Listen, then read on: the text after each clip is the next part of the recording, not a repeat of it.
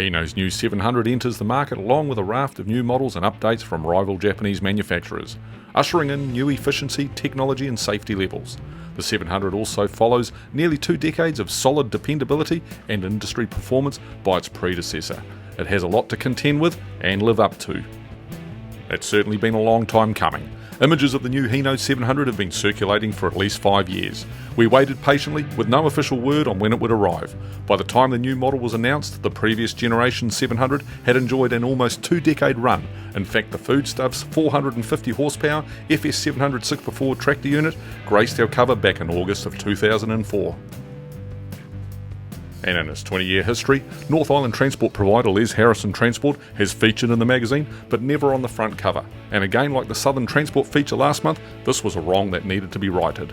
Les is undoubtedly one of the industry's good fellas, and his partners in business, Craig Foster and Chris Flavel, are also real salt-of-the-earth characters that go way back with Les. And as for the 700, there could hardly be a New Zealand fleet more dedicated to the model than that of Les Harrison Transport.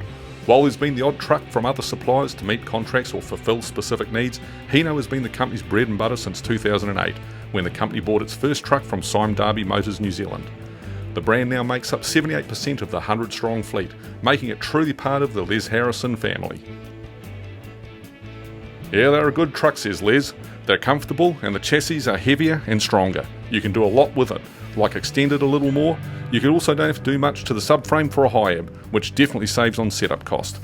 Partnership is pretty fluffy word, says Craig, but Sime Darby is generally pretty good to deal with. Our relationship with them is pretty good. And as for us here at New Zealand Trucking, the variety within the LHT operation meant that we'd also be fortunate enough to sample 2 different models in 2 very different applications in the same feature. First up, we meet Kari Karakoa and his FY3248 8x4 rigid crane truck and 4-axle trailer at the company's head office at Empire Road in Hamilton. And then 2 days later, we'd find ourselves in the company's Mount Maunganui yard to meet Glenn Mosley and his FS2848 6x4 with triaxle patchel swing lift. On our first day with LHT, the run was typical for Curry. From the yard, we were heading just a few minutes north to Claybricks and Huntley to collect the day's first load. The 7 pallets on the truck are bound for a new build in Pupu, and the 5 on the trailer to one a little closer to home in Pirongia. Shifting bricks is the main role for Curry in LHT 58, though the pair are called into action for other tasks when needed. Curry is impressed by the truck's ability and stability. As he put it cruises with a line haul attitude. Yeah, I really like this truck. It's comfortable inside, it cruises nicely, and it's quiet, Curry commented. The following day it's over the hill to Mount Maunganui to catch up with Glenn Mosley and LHT 92. It was one of the first new 700s to join the fleet. Coupled with its new triaxle patchel swing lift trailer, the rig went on the road in May and is clocked up just north of 26,000 kilometres. Our run with Glenn today takes us out to Essity and Kawerau to collect a container load of life's most important paper in its unfinished form and deliver it to the port of Tauranga, bound for Melbourne. There are 17 massive rolls of unfinished toilet paper per container, giving the Hino an overall load of 19.4 tonnes. Departing the mount along the Tauranga Eastern Link allows Glenn to demonstrate the merits of the 700's new SmartSafe suite of active safety features. Standard fitment on the FS, SmartSafe incorporates the pre-collision system with Safety Eye, autonomous emergency braking with pedestrian detection, driver monitor, lane departure warning system and adaptive cruise control. The safety suite finally brings the new big Hino in line with the latest safety-laden offerings from most other Japanese OEMs. Glenn notes the comfort and quietness in the new cab and triumphantly declares that one of the most consistent criticisms of the old model by some of the drivers out there has been righted. In the old one, you couldn't get the seat back far enough. It now has a lot more room for the driver.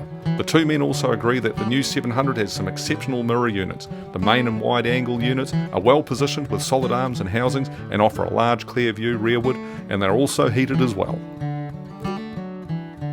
Loaded up, we turn back for the port at Sulphur Point. The payload is naturally noticeable, but at no point in time in the journey does the 700 show strain. It goes alright, says Glenn. For what we use it for, 480 horsepower is plenty. The power seems more usable, they've definitely done some tuning. At first glance, the move to Euro 6 has little changed the characteristics of the E13C on the previous Euro 5 VG variant. However, while peak power and torque figures have remained unchanged, their delivery has indeed been refined. where before the full 353 kilowatts peaked at 1800 RPM before dropping off the cliff, and max torque peaked at 1100 RPM before declining through the rest of the range, power now peaks at 1600 RPM, plateaus to 1800 RPM, and drops off only marginally after that. Torque now peaks 100 RPM earlier and plateaus to 1500 RPM with a more gradual decline through the rest of the usable range. At 90 km per hour, the E13C sat just on 1500 RPM. Under load, the E13C gathers speed with a more guttural and thumping beat, punctuated by clean and well-timed shifts. I normally leave it in auto. This gearbox is a lot better than others I've experienced. It changes a lot closer to what I would do, says Glenn. He also adds that it'll start off as high as in 7th and will allow a skip shift of up to 3 ratios up and down the box when driven in manual. Both drive and reverse also have a slow mode for precise manoeuvring. LHT92 is currently averaging 2.1 km per litre. Looking at an old and a new model side by side, the same basic character lines that define the 700 series are still retained, but the overall appearance is sharper and more chiselled. It's evolution and revolution in one, and definitely one of the more handsome cabovers on the market today.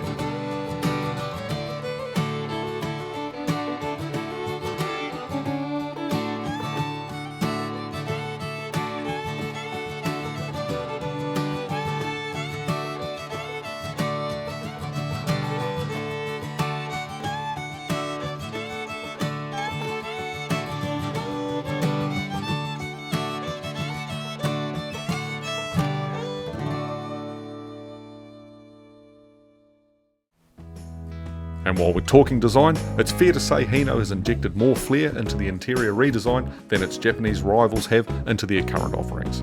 Okay, the predominant brown plastic covering, the lower door panels, centre trays and passenger side dash might not be to everyone's taste, but combined with the beige headlining, overheads and back panelling, it is a welcome change from the traditional greys and silvers. And there's also a peppering of circular air vents that just adds a little bit more character. 2 decades of familiarity and dependability have ensured that the previous generation Hino 700 became a mainstay in fleets worldwide. In Aotearoa, the 700 has also filled almost every need in the heavy transport sector. Now that baton has been handed to a new generation. The safety suite, improved ride comfort, refinement on the road, retuned drivetrain characteristics, quality of materials, and most importantly, interior space for the driver move this model leagues ahead of its predecessor. There is little doubt that the improvements have lifted the 700 back to a prominent position amongst the big Japanese marques.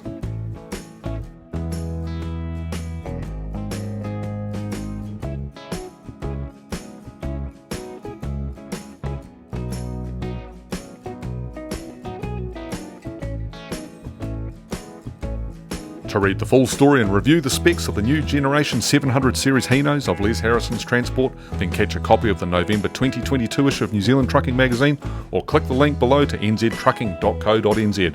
Have a great month out there, take care and travel safe.